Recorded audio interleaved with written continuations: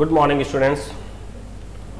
Online classes की study के क्रम में आज हम इस वीडियो में स्टडी करेंगे क्लास 9th के ज्योग्राफी के lesson number 1 India size and location की, जिसमें हम आज स्टडी करेंगे कि इंडिया की जो ज्योग्राफिकल स्ट्रक्चर है उसके बारे में, और इंडिया का लेटीट्यूड और लॉन्गिट्यूड जो डिविजन्स है उसके बारे में आज हम इस वीडियो में स्टडी करेंगे, डिस्कस करेंगे। So let's start lesson 1 geography size India size and locations. तो आज हमारा जो लेसन है स्टूडेंट्स वो है क्लास 9th, सब्जेक्ट है हमारा SST, लेसन है 1 India size and location.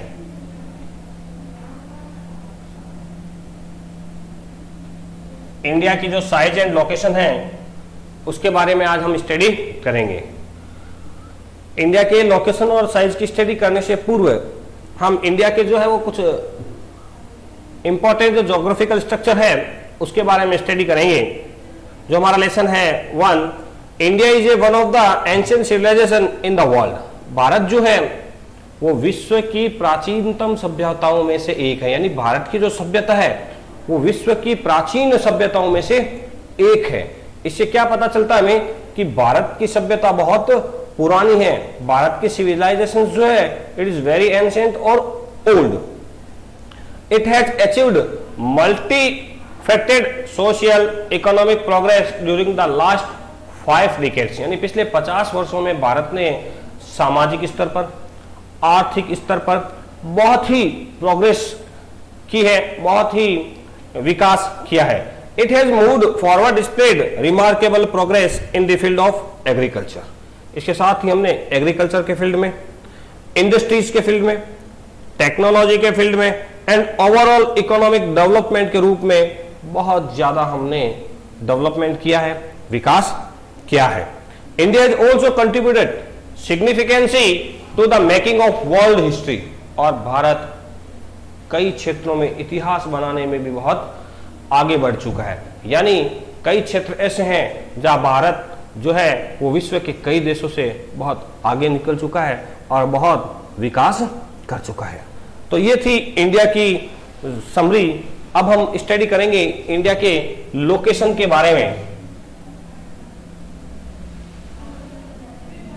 Location का अर्थ है स्थिति या परिस्थिति। All of you study about the globe. आप ग्लोब के बारे में स्टडी कर चुके हैं, और ग्लोब पर जो है वो पूरा वर्ल्ड, पूरा संसार, पृथ्वी का जो एक प्रतिरूप है मॉडल ग्लोब, उस पर हम उसके बारे में आप स्टडी कर चुके हैं। आपने जब भी ग्लोब की स्टडी की होगी तो वह 2 वर्ष आपने जरूर स्टडी किए होंगे, पढ़े होंगे या सुने होंगे। एक वर्ड है लॉन्गिट्यूड, एक होता है लेटीट्यूड। सो अगर आप ग्लोब पर देखें तो आप पाएंगे India is a vast country lying entirely in the northern hemisphere. India एक बहुत बड़ी वास्ट यानी विशाल भूभाग पर फैला हुआ देश है, और इंडिया जो है वो नॉर्थर्न हेमिस्फीयर में। अब आप सोचेंगे नॉर्थर्न हेमिस्फीयर, आपने प्रीवियस क्लासेस में स्टडी की होगी कि जो हमारी अर्थ है वो राउंड शेप में है, और इसके ठीक बीच में एक लाइन मानी गई है जिसे 0 डिग्री इक्वेटर के नाम से जाना जाता है। 0 डिग्री जो इक्वेटर है वो अर्थ को 2 भागों में डिवाइड करती है। ऊपर का पार्ट, चूंकि किसी भी ग्लोब या मैप में आपको बता दूं, ये साइड ईस्ट, ये वेस्ट, ये नॉर्थ और ये साउथ होती है, और इंडिया का ये जो 0 डिग्री इक्वेटर है ये अर्थ को 2 बराबर भागों में बांटती है। अपर पार्ट जो है ऊपर का वो नॉर्थर्न हेमिस्फीयर कहलाता है, और नीचे का, इस लाइन के नीचे का जो पार्ट है वो साउथर्न हेमिस्फीयर कहलाता है। तो इंडिया जो लोकेटेड है वो किस में है? नॉर्थर्न हेमिस्फीयर में है, फैला हुआ है। अब इसका हम लॉन्गिट्यूड और लेटीट्यूड अगर विस्तार देखें तो लेटीट्यूड जो विस्तार है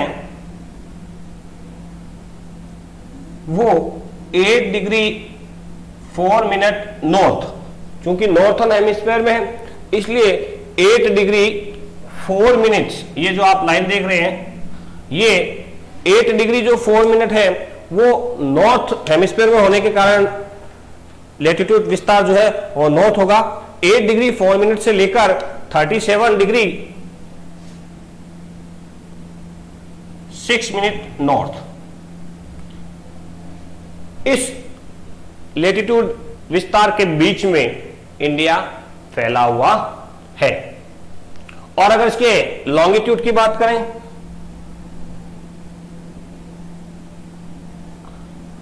लॉन्गिट्यूड अगर एक्सटेंशंस की बात करें तो यह जो है वो 68 डिग्री 7 मिनट ईस्ट। अब एक बात आपको और बता दूं कि इस पर एक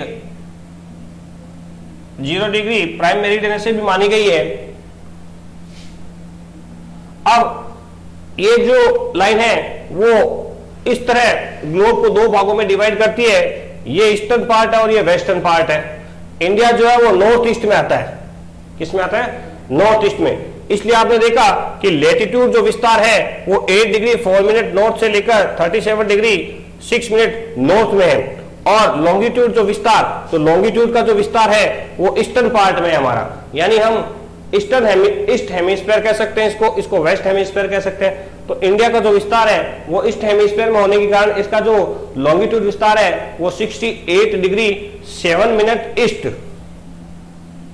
68 डिग्री 7 मिनट ईस्ट से लेकर 97 degree 25 minute, 97 degree minute east के बीच में फैला हुआ है। इसके अलावा the topic of cancer divide the country into almost 2 equal parts. अब आप इस पिक में देख रहे हैं जो पूरे इंडिया इन द वर्ल्ड का मैप एक आपको दे रखा है नीचे। इसमें आप देख रहे हैं येलो कलर में इंडियन ओशंस के ठीक ऊपर हमारा इंडिया है वो शो हो रहा है। और इंडिया चूंकि नॉर्थन हेमिस्फीयर, नॉर्थन और नॉर्थ ईस्ट के बीच में इस जगह पर फैला हुआ अगर आप में देखेंगे तो, और यहां से एक लाइन जो है वो और गुजरती है जिसे ट्रॉपिक ऑफ कैंसर कहा जाता है, 23 डिग्री नॉर्थ। ये जो लाइन है वो ट्रॉपिक ऑफ कैंसर कहलाती है। ये इंडिया को 2 इक्वल्स पार्ट्स यानी 2 बराबर भागों में बांटती है, इस शेप के जैसे इंडिया को 2 भागों में बांटती है।